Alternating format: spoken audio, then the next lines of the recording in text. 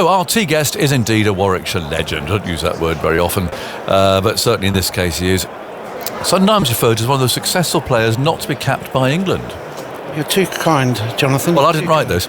He averaged over 40 in first-class cricket. It was a key part, of course, in the 1994 Warwickshire treble-winning side. But since retirement, he's enjoyed a very successful, varied coaching career across every continent in the world, coaching Afghanistan for 6 years, including living in Kabul during the war years. He's coached Free State, Kenya, Hong Kong, Scotland, England under-19s, New Zealand, even coaching Brendan McCullum for a time. He now lives in South Africa, coaches Bahamas, continuing his career despite having to have a leg amputated in 2020 after contracting an MRSA infection. He's telling a story in an autobiography called Around the World in 40 Years. Andy Moles, of course. It's lovely to see you here, Andy. Good afternoon, Aggers. Fancy being sacked by so many teams. I know, it's something I've perfected. I don't collect gold watches. That is quite a CV, isn't it? Yeah, people say I've got more clubs than Jack Nicklaus. There we go. But it is, I'm joshing. That's a fantastic quiver to have, isn't it? All those in there. It's amazing. What a variety. Well, wonderful experiences. I love to travel, obviously, see different cultures.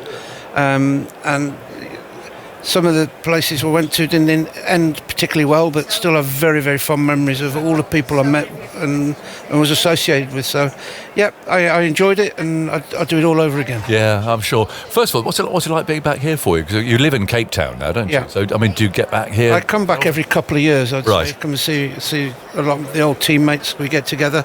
But looking out on this ground, it brings back lots of very happy memories. Obviously, now we're a lot elevated here in the main stand than what we used to in the old wooden pavilion, which was great character. I actually quite enjoyed it. All the history on the dining room walls. That's right. Old players, old teams. And those dressing rooms were interesting because they were almost linked, weren't they? Because there was dressing room 1, dressing room 2, but then you'd walk out of the dressing room into sort of a common sitting area. There was a communal watching area. Yeah. So any sort of aggressive, hostile team talks or whatever, you could almost hear through the wall or hear. It was you had to close the dressing room doors to make sure that the opposite didn't hear any secrets. Yeah, but decent pitches. It was just it was a lovely place to go and play cricket from. I was speaking to somebody earlier. I wish the wickets had been like this when I played here. But having said that, Alan Donald, Tim Munton, Gladstone Small, Pollock, etc., would have refused if they had to bowl on this area. It is very placid. I'm going to offer you one of the quickest bowlers that Warwickshire had, in my experience of batting against it. It wasn't very nice. No. Difficult action. Big barrel-chested, fast bowler. Tony Merrick. Correct. Groundsman in Antigua. Is that what he is, really? He's a head groundsman. Oh. He's been doing that for about 4 or 5 years. Has he? Yeah. He was brutal. Short run. Oh, he used to, I tell you, say, the opposition can hear what happened in the dressing room. He used to, the showers had those concrete floors in those days. He used to go through there with his spikes on, and he used to run on the spot, and I'm talking sprinting, for a good 3 or 4 minutes. He used to come back into the dressing room, and he'd be dripping with sweat. Coach, I'm now ready to bowl. He would be dripping. Talk about warming up. He'd come out, and his first ball was as quick as And he was big, but he was almost like Sylvester Clarke in a way that he bowled at that angle. But I'm just using him as an example of that time in county cricket where there were the West Indian fast bowlers that we all know about. Obviously, your Holdings and your Marshalls and your Garners, but then there was this other. Below that, another lot who never got to play for the West Indies, but they'd be playing now. Definitely, they'd be playing now. But no, he played. I think he might have played a few one-dayers for the West Indies, but he was ferocious. I remember being in the indoor school here, which was again another surface with a rock-hard artificial flooring, and he was bowling at me, and he kept bowling bouncers, and it was very hard work. And David Brown was stood at the end with Dennis at the end of the net, and he walked back after bowling 5 or 6 deliveries, and he said, Tony, I think we know he can play that length. But you did actually. You were a good player of short pitch bowling, weren't you? You're not a tall man. No. And you used to take it on. Well, it was one of the few areas I could score runs, Aggers. No, it was I have a philosophy that everybody doesn't like playing quick bowling, but some people just cope with it better than others. That's probably right. And of course, Dennis taught me. Dennis Amos. Yes, Dennis Amos said to me, "Do you know the best place to play quick bowling?" He said, "Get up the other end, son." and I learned that playing against Malcolm and Sylvester. When I said to him, "Are you going to have any?" They seem to have faced the last 3 overs. No, the best place to stand is at the non-strikers in Mola. You must have learned a lot from Dennis Amos. Oh, very much so. I mean, he was a machine. He just accumulated runs. I wouldn't say he took people apart. It was more of his sword was more of a rapier. He was very skillful. Yeah, he was. Threaded the ball, and he had a massive thirst for runs. Yeah. Right, this coaching. I mean, I'm fascinated by Afghanistan because I think I'm right in saying, you'll correct me if I'm wrong, but generally the coaches that have been of Afghanistan have not actually spent much time there, to be fair, because not least because actually the team has been relocated a bit too, hasn't it, during the difficult times. Yeah. But you did go there, and you were there for a long time. Yeah, I was there all in all for 7 years. It was the length of time I was there. Before I was there, they had a Pakistani and an Indian coach who used to go there, but they didn't seem to attract the same attention as a white man from Birmingham. No. So I used to go there. I used to go there probably. Why did you go there? I mean, they couldn't. Before where they are now, they get the amount of money they get from the ICC now. When I went there, they had much smaller amount of money. They were an associate country, right? Yeah. So they couldn't afford to go to the UAE. They couldn't afford to go and play, and they only played. They weren't playing as many games, so they used to go to a lot of the qualifying tournaments. So therefore, they didn't have the money to have the camps outside of Kabul. So, I mean, I went in eyes wide open. I knew I had to go there, and the only thing I stipulated is I want to stay in that hotel there, which I found out was the safest hotel in Kabul. Right. Plenty of blast doors. Nice. The security was run by ex-SAS soldiers. It was the most secure hotel in Kabul.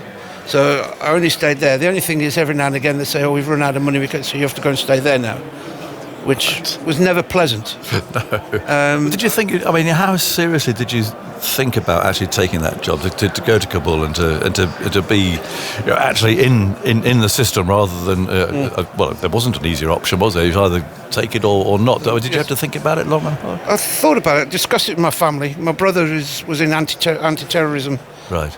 Policing in London in the Met, and he had a view that I shouldn't go at all. My partner, my girlfriend, was of the opinion that you've got to be very careful. And my bank manager said, "You better go. You're running out of money." So I did go there. As I say, I went eyes wide open. But I turned up at Dubai Airport, flew from Cape Town to Dubai, down to the gate where Kabul flight was leaving from, and I walked into the departure lounge, and it's like apartheid. Down one side of the hall there was just the Afghan robes and the long beards and whatever, tribal like, and on the other side was GI Joes, all the independent security officers who were going out there, to fulfill security contracts and crew cuts, everything. Yeah. And when they got on the plane, the Afghans didn't talk to them. They didn't want nothing to do with these people. Right. And I thought, what have I let myself in for? And when I got there, it took me a while just to get used to, like my brother gave me so many things I had to do. Always sit with your back to a wall, face the entrance. When you go to a restaurant, and you go, look for the alternative exits. So all this was ingrained in me. Yeah. But the one thing that he told me and he gave me, after the terrorist attack in India, was in Mumbai, was it? Yes. The hotel? 2008, was it? Yeah. He said they discovered from there, one of the people that stayed there got a door jamb and put it on the other side of the door and wedged it under the door. So when anybody comes in, they try to kick the door in, that door is not going anywhere because the door jamb is on the other side. And it saved the guy's life. Now, if it's not common practice, a lot of companies insist that when their employees go to war-torn areas and that sort of, they use door jams and they put them under because it will stop people crashing in, shooting. But this is not sort of preparations for going and coaching cricket, though, Mola. Needs must. I mean, I mean, there's so many different stories. I mean, It's in the book. I talk about it as a young lad who was late. And he didn't have a very good timekeeping record, but he was late for a camp for the under-19s. So he came out and said, "Where have you been? Again, you're late." He said, "Coach, I'm ever so sorry, but it's not my fault this time." He says, "I got up this morning, I left the front door to come here." He says, "and the lamppost outside my house had a body hanging from it." Oh, and it was the terrorists had caught a sympathiser working with the Americans and strung him up as a symbol against, don't join the collaborators, basically. So he said, I couldn't go that way. I had to walk all the way around and all the roads were blocked. I said, "Okay, son, don't worry. I don't want to hear any more about it. It's far too gruesome." Yeah. But there was things happened every day that you just don't expect. Did you feel safe? There was moments. I mean, one of the worst was Adam Holyoake was over there. He went over there for a T20 competition. Right. They had the Kabul T20s. He was coaching one team, I was coaching the other in different dugouts. And suddenly there was a boom. And we both looked at each other. And then seconds after, there was a wave that come through our bodies, and it was a bomb blast wave. And what transpired is that a suicide bomber had tried to get into the ground. And this is about 80 metres from where the dressing rooms were. And he got spooked, or he got caught. One or two of the security officers saw him and challenged him. And before he set himself out, one of those security guys jumped on him and wrapped his arms around the guy to protect the other people, because there was a queue of people trying to get in.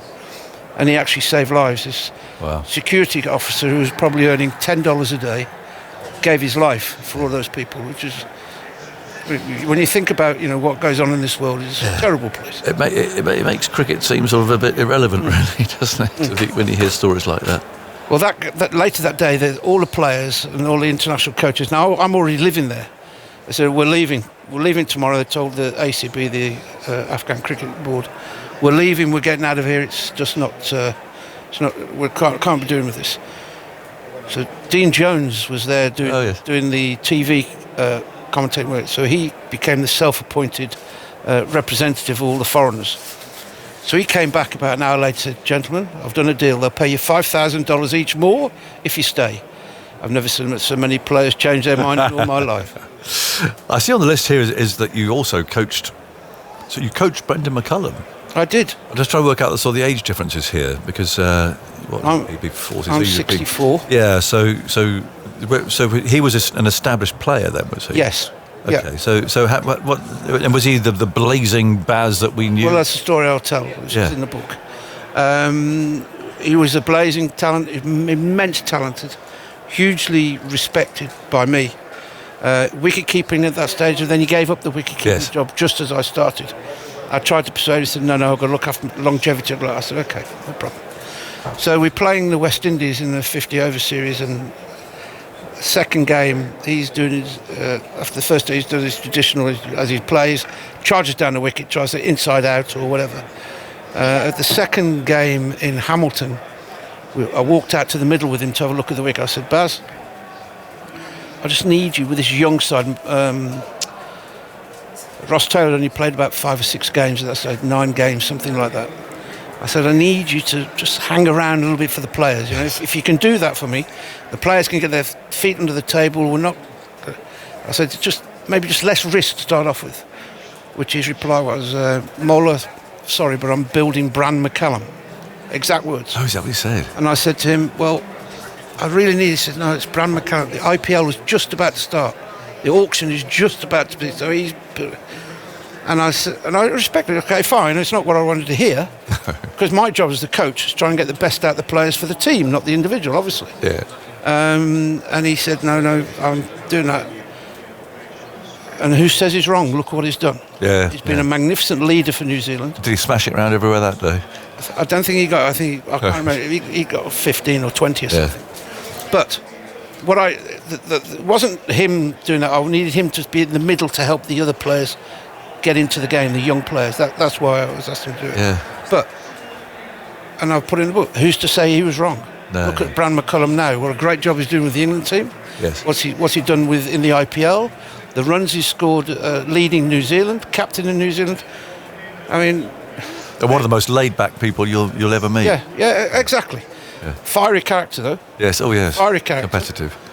Very competitive.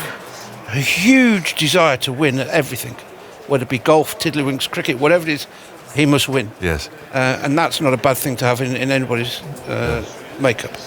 But a bit of a change. The umpire's come out here. It's a quick one, this. But I just noticed that you're now a bit of a change from Kabul. You're coaching the Bahamas. Yes. Andy. That sounds like a slightly easier gig, isn't it? I mean, how's Bahamas cricket these days? I'd have to say the depth of quality is nothing like it was in New Zealand or Afghanistan or anywhere else. But their love of the game is fantastic. Is it? And are these expat? No, there are one or two expats at play, but the majority are homegrown players, or from other Jamaica. There's 2 or 3 players from Jamaica. Yeah. I mean, like other associates, you've got to live there for 4 years or 3 years to qualify. Yeah. But I had a phone call from the president that says, do you want the job? I said, yeah. I said, but before we move any further, I have to tell you, have I got a leg amputated? And he replied immediately, I don't want you to run around the field, mate. He says, I want you for what's in your head. Well, that's a decent reply. But what a lovely place to coach cricket. Yeah, they're struggling, unfortunately, for facilities. We need to try and find some investment. But the island itself is picturesque. It's magnificent. Yeah, Andy, it's lovely to catch up with you. And you. There's years that it's gone running in and bowling at you here. Bowling too short, getting cut and hooked to ribbons. I'm sure you knock my poles over every now and again as well. Just once or twice. But Thank you, Aggers. It's lovely to see you. Around the world in 40 years, and you're here. You're signing books tomorrow, I think. I am, behind the other end to the pavilion. I've got a little stall there, apparently it's been laid out for me. I'll be there all day. Anybody wants to come along for a chat, I'd love to talk cricket. Come and meet Andy Moles. Big love. Good to see you, matey. Thank you. Yeah, Thank take you care of very much. yourself.